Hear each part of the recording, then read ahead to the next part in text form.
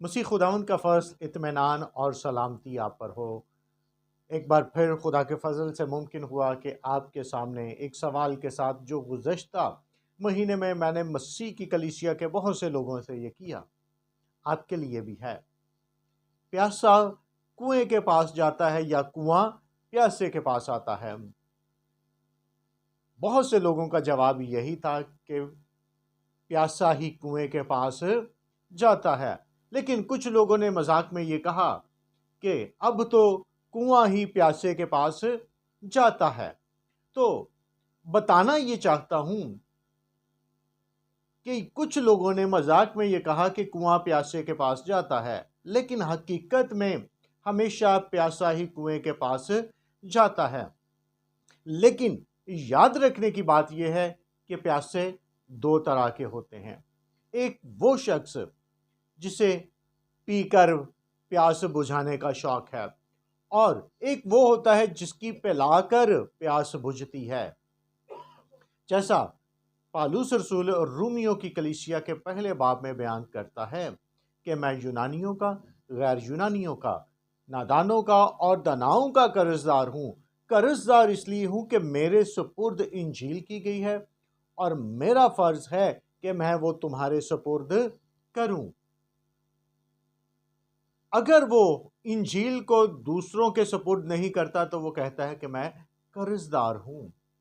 تو اس لیے ہمیشہ پیاسا ہی کنویں کے پاس جاتا ہے۔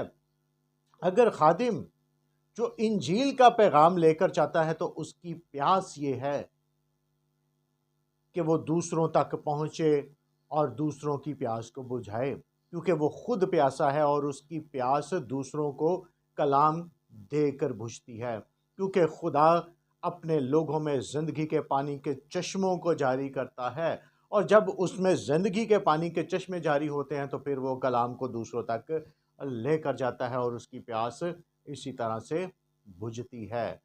تو یہ بات یاد رکھنے کی ہے کہ وہ شخص جو پیاسا ہے وہ جاتا ہے اور وہ کنویں کی تلاش میں ہے کہ پیاس بجھا سکے، لیکن جب آگے سے اس کو کنواں خالی ملے گا تو اس نے اپنی پیاس بجھانی ہے، اس لیے وہ کہیں اور چلا جائے گا۔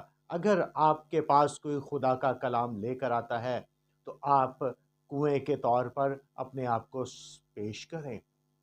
اس کی پیاس یہ ہے کہ وہ آپ تک کلام کو لے کر آیا ہے، آپ اس کلام کو ریسیو کریں۔ لیکن اگر آپ اس کلام کو ریسیو نہیں کریں گے اور اس کے ساتھ وقت کلام میں نہیں گزاریں گے تو اس کی پیاس کلام کو دینے کی ہے۔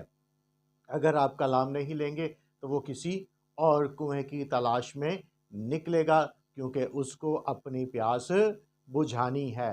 اس لیے یاد رکھیں کہ پیاسا ہی جاتا ہے، اور جس کے اندر کلام کو دے کر پیاس بجھتی ہے وہ جائے گا، اور آپ ایک بھرے ہوئے کنویں کی طرح اسے ریسیو کریں اور اس کی پیاس کو بجھائیں۔ خداوند آپ کو برکت دے۔